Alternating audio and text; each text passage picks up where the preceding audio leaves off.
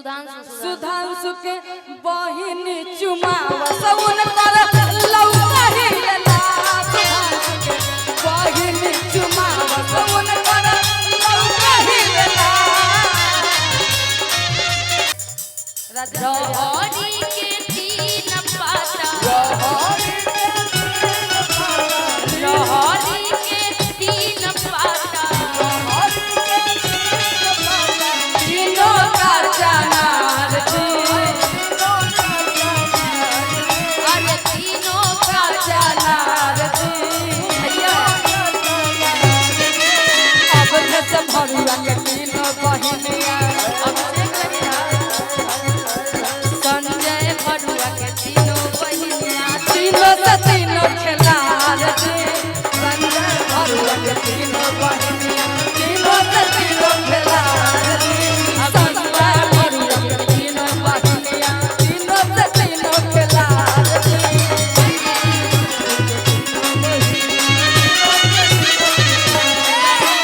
एगो हिया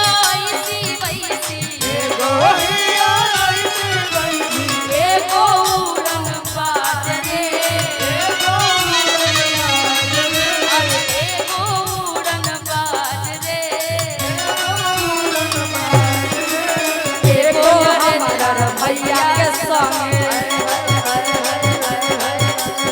एगो हमारा भैया के संगे भागे ला तैयार है एगो हमारा भैया के संगे भागे ला तैयार है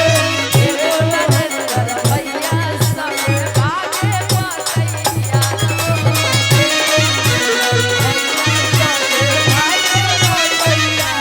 लेकिन कितना प्यारा लगता है जब अपनी गांव की कल्चर आजकल सब लोग भूल जाता है। लेकिन जब मैं किसी मंच पे जाती हूँ मेरे इस सब गाने की फरमाइश आती है तो बड़ा अच्छा लगता है कि अभी भी अपने उस देहाती कल्चर से लोग जुड़ा है। साथ ही साथ औरतें कहती हैं क्या क्या बहुत बाकी भैया नगेंद्र चाचा जी को बात कह के बाद और का अंगना हिले दुआरा हिले चौका हिलेला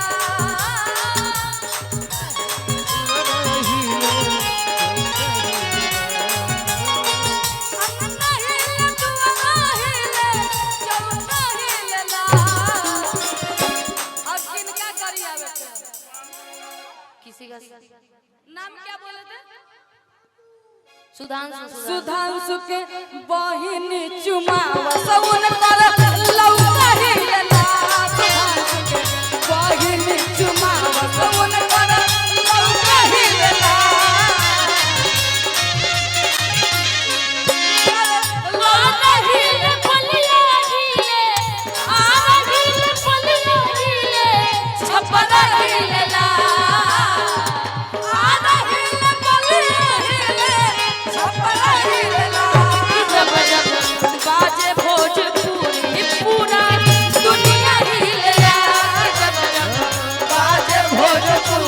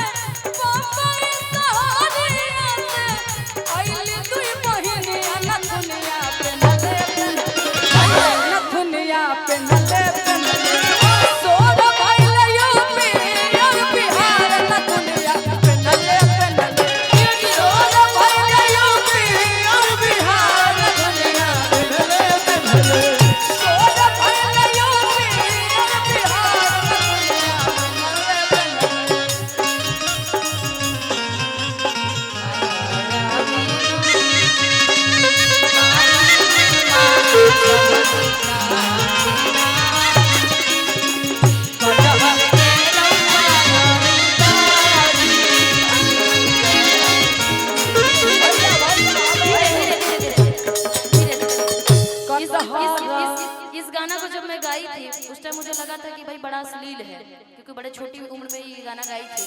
लेकिन बाद में पता चला कि अपनी देहात का ये गाली गीत है। बाद में डिमांड जब आने लगा, कैसे कि सावन मासे समधि का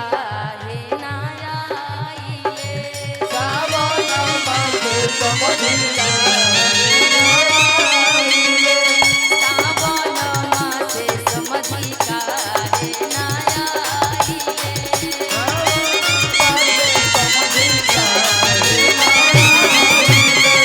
कटहर के रउआ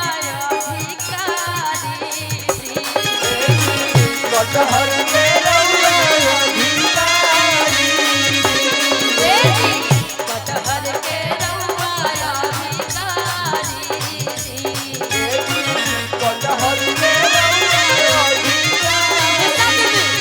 राजन भैया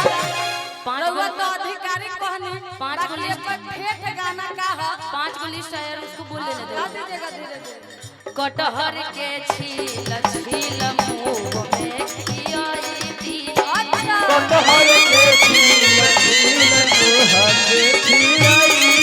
हो। कटहर के छील छील मुंह में खियाई दीजी, कटहर के छील छील मुँह में खियाई। छिलका चूसाई त शंभू जी के पिछुआ जी, छिलका चूसाई त शंभू जी के पिछुआ जी, छिलका चूसाई त पिछुआ जी। शंभुनाथ ठाकुर भड़ुआ आइल बाड़े बड़तिया में हो, शंभुनाथ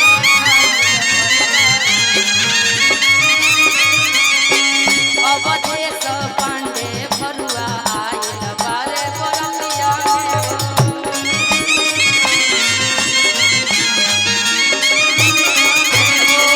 एच एच राय भरुआ आइल बाड़े बड़तिया में हो,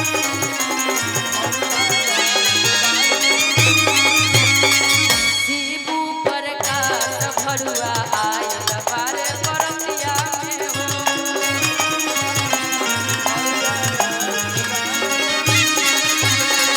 विजय तिवारी भैया आइल बाड़े बड़तिया में हो,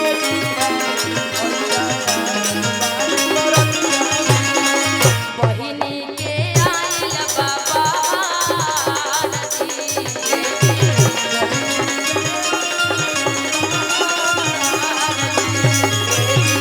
सब बहिनी बारी नगठिना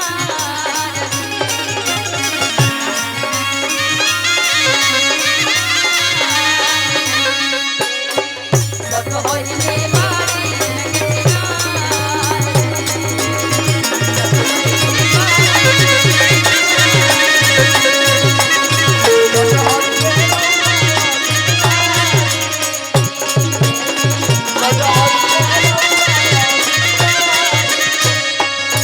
सारी गाली आज ही दिलवा दी आप लोग, शादी ब्याह बाद में हो जाएगा। हो तनी ताकला, हो तनी ताकला, कि तनी ताकला देवलिया पका लिखल बा, तनी ताकला, तनी ताकला देवलिया पका लिखल बा, तनी ताकला, तनी ताकला देवलिया पका लिखल बा, तनी ताकला, देवलिया पका लिखल बा, तनी ताकला। एतवार लिखल बा, अच्छा कि सोमवार लिखल बा, लिखल बा। और जो भी लिख करके आया था विश्वामित्र जी के लिए, मैं बोल देती हूँ, वैसे भी आप यहाँ फरमाइश है कि बोल दीजिए। हो ये तवार लिखल बा, कि सोमवार लिखल बा,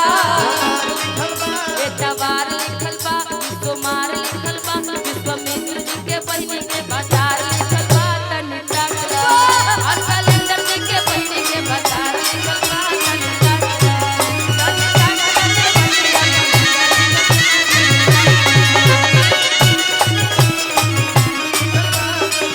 लेकिन उनकी बहन भी बोलती है, जानते हैं क्या? काहे खाती जइबो राजा दिल्ली हो, दिला घरही नहीं। अच्छा लाइन जइबो राजा दिल्ली हो,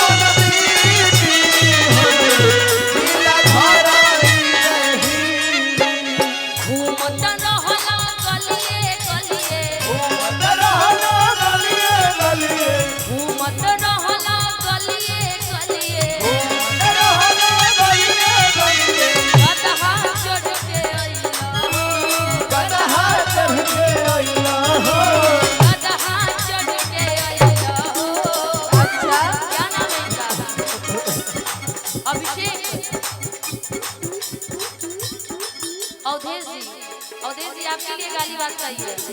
और ये हो अवधेश भड़ुआ सुना, हाय हाय हाय हाय